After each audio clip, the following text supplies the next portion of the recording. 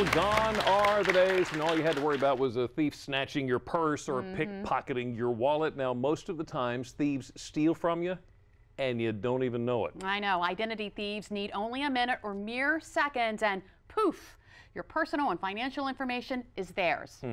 And just when you think that you've got them all figured out, you need to think again. Names, addresses, emails, credit card numbers, nothing is sacred, nothing is fully protected. And now, scammers are looking for the one thing they don't have. Reporter Diane Lee has more.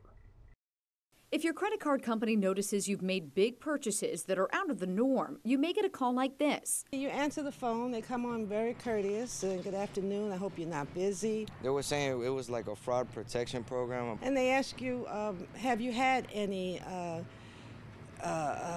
excessive activity on your credit card? Buying things that I haven't purchased.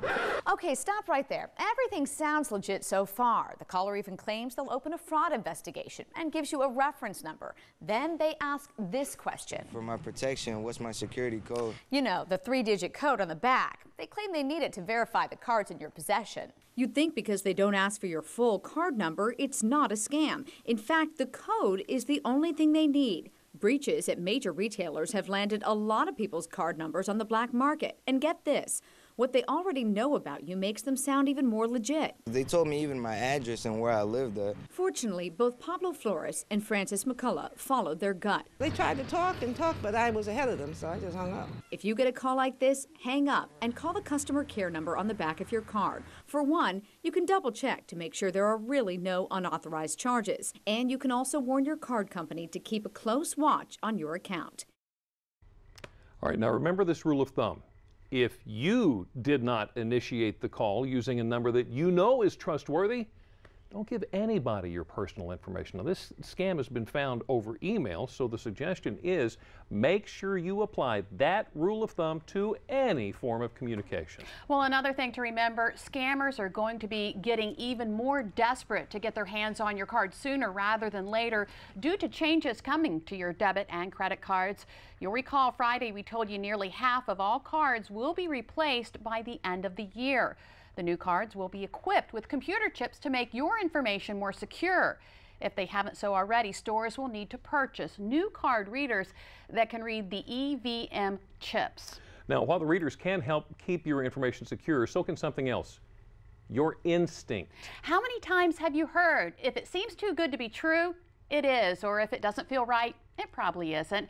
And it was just that instinct that kept one woman from being victimized not once, but twice. They called me on the phone. I asked them who they were. The voice on the other end of the phone asked JoEllen Belka to do what most anyone would. I think at first it was for kids that were stricken with cancer, and anybody, wants to help a kid out. The caller identified themselves as being with the Breast Cancer Society. To JoEllen, well, she just had a feeling. They just acted like you should donate, like it was going to be an automatic give to them, and you got to take a step back from something like that. There it is.